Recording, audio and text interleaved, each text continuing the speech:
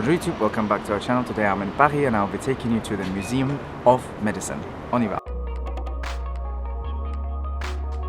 Having coffee here and just next to me is, I think it's a fashion show because it's a fashion week right now. So, reminds me of my days when I used to work for a fashion magazine as an editor. So I would run around during this time of the year like crazy from one show to the other.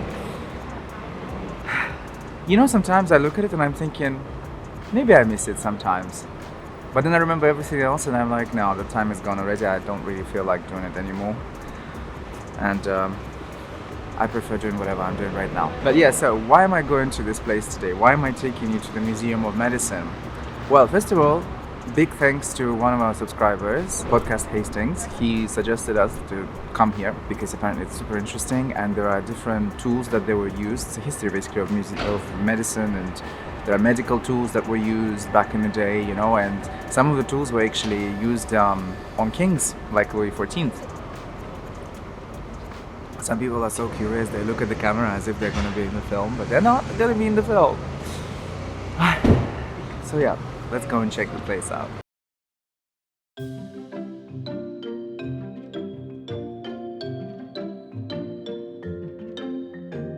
Today I find myself in the 6th arrondissement of Paris, at the Université, Cité, in the beautiful building that housed former College of Surgery, built in the 18th century by Jacques Gondouin. Nowadays, this building is part of the HQ of the university, and my mission is to find the Museum of the History of Medicine, as it is supposed to be in one grand room with the oldest collection of surgical instruments in Europe. This is the first time that I visit a medical museum, so I have no idea what to expect. And since Sinan is not here today, he was just busy at the moment of recording, I got lost.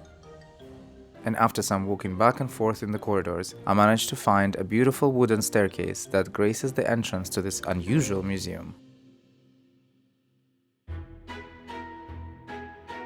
Upon entering, I was met with a grandiose 25-meter room that was preserved since its construction between 1905 and 1907. However, the collection's history goes back a couple of centuries prior. It actually started with the anatomy cabinet that was created under Louis XV. During the Revolution, with the abolition of the guilds, the College of Surgery was closed.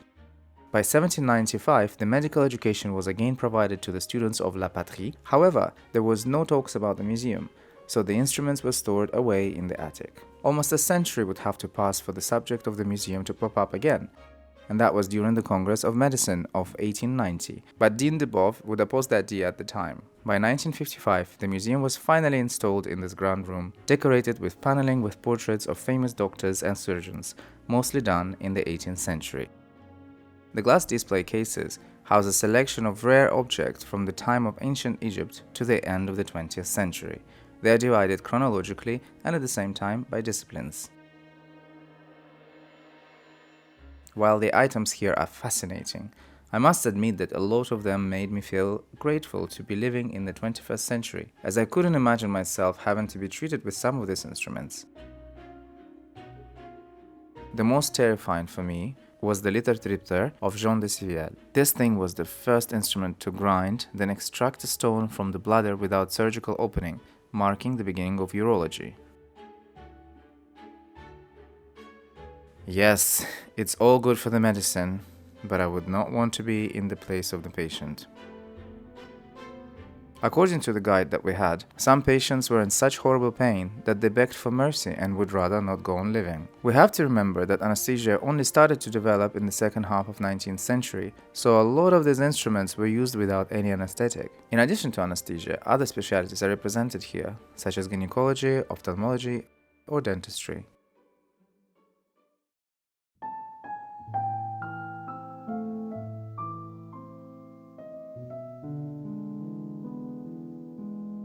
A special exhibition on psychology was held here between 30th of October 2024 and 25th of January 2025, focusing on the work of Dr.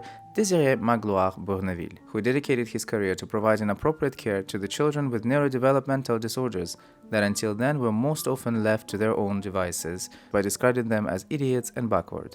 Deeply shocked by the fate of children often left to themselves, The doctor used the lever of his political mandates to transform the asylum and properly take care of children. He treated young patients in various institutions by encouraging them to learn everyday gestures, to take classes, and sometimes to receive professional training. There were stories of success, but also of tragedies. For 30 years, Bourneville worked and observed, using photography as one of the main tools, which was very revolutionary at the time, the different forms of pathologies present in his patients. He was adamant that children should be treated as soon as possible, and therefore he adapted care and support to their disorders.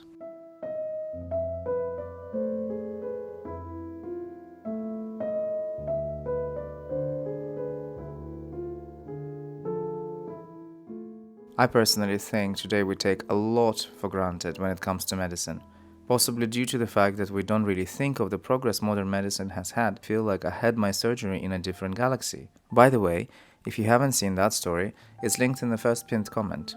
I think a great museum is the one that not only teaches you something new, but also the one that allows you to appreciate the progress of the society as a whole. And le Musée de l'Histoire de la Médecine is definitely one of such museums.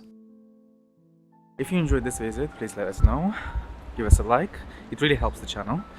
And let us know what you think. Unfortunately, the instrument that was used in the operation of Louis XIV was not available because they took it to London for a temporary exhibition. But it will come back in April this year. Anyway, thank you for joining us. And until the next one. Au revoir.